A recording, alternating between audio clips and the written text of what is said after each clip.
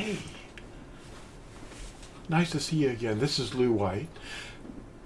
Thanks for visiting so often. This is nice.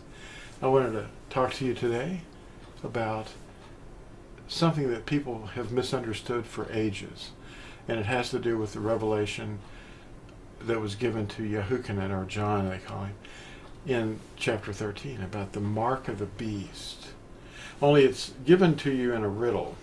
And people don't recognize it as a riddle until you put things together and you say, you know what, that's got to be a riddle, because there's missing information that, you know, people don't have. And of course in the chapter 13 of Revelation, the thing that's missing for the people that don't get it, the mark of the beast, they don't know what it means, is wisdom. You have to ask yourself, what is wisdom? And you also need to ask yourself, what's the beast? What's that? A beast? Wait a minute. Let's take these blinders off. Maybe we'll be able to see better. So instead of filtering your understanding through teachers, go to the scriptures and let Yahuah show you what he's talking about. The thing that they do, he wrote down, involves buying and selling. The one that cannot buy and sell, that's the way it's phrased, does not have the mark of the beast. The one that cannot buy and sell. But if you reverse that and you say, wait a minute, what's the difference between the one that can buy and sell and the one that can't? Well, let's investigate that real quick. The mark of the beast is a riddle that has to be interpreted with wisdom. It's a sign that's expressed outwardly in those who don't have wisdom. In other words, the people that are obeying the beast can buy and sell, no problem. Well, what's the distinction between the ones that have the mark of the beast and the ones that don't have the mark of the beast? Wisdom is the key to this. And it says so. It's a riddle that can't be solved until you get wisdom. Now, wisdom is the Torah, the instructions of the eternal covenant. If you have that, then you can say, wait a minute, there's one day when we can't buy and sell. And it's obvious to those that obey the commandments. So the obedient ones don't have the mark of the beast, because we do stop. It's not like you're going to starve to death or not be able to find work or feed your family or anything like that. That's what the big scare was. But you see, the people that have been interpreting it and writing all the footnotes and books on the subject, they didn't have the wisdom. But the wisdom is like something a child can understand if you have his instructions, which give you wisdom. The beast, what is that? The beast is the world order. It's the way the world thinks. It's the things the world does. And it trains the inhabitants of the earth, and it controls their behavior. In all the cultures, since Babel, we're prompted to jump on certain holidays. Well, what's a birthday? Where'd that come from? That's one of the holidays that the beast gave us. See, birthdays are not scripture.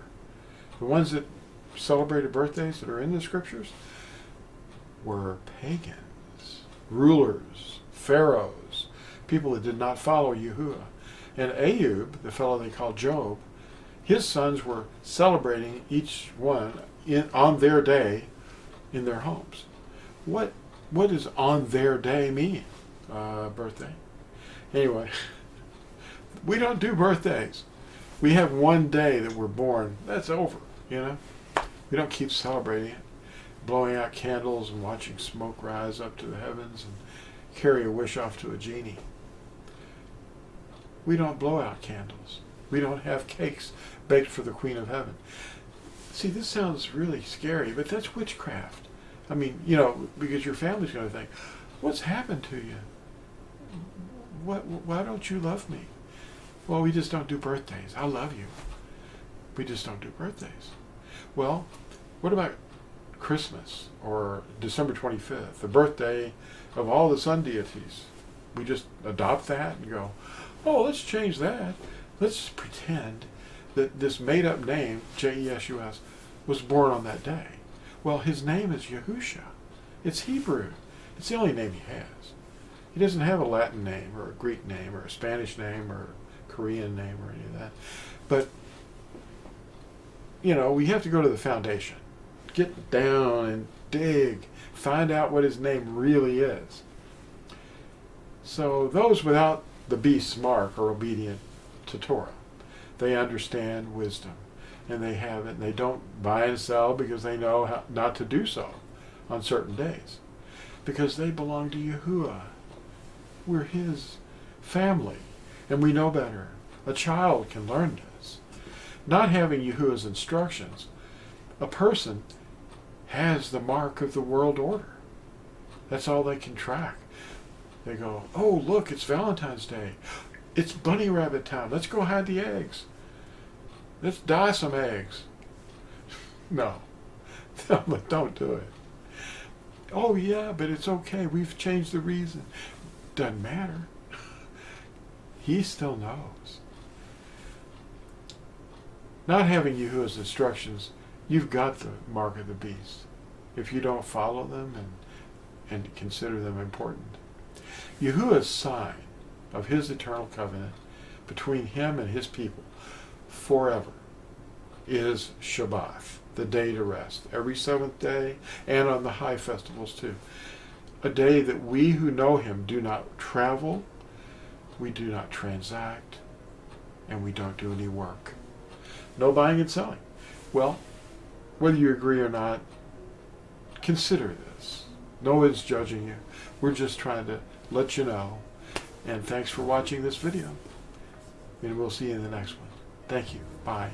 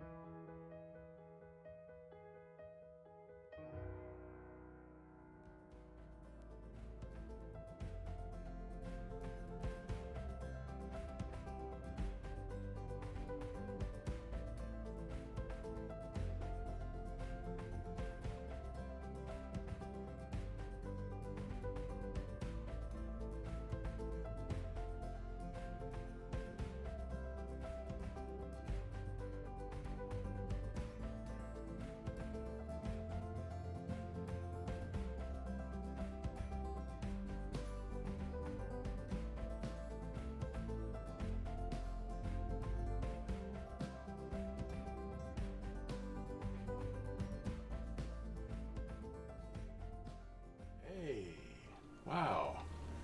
Today we're going to talk about a riddle. Now I know we can really spend a lot of time on this, but we don't have to. Revelation 18 talks about a riddle, and people don't know that it's a riddle, but it's the mark of the beast, the one that can buy and sell is get the mark of the beast. But it said it in reverse. It says it another way. It says, wait a minute.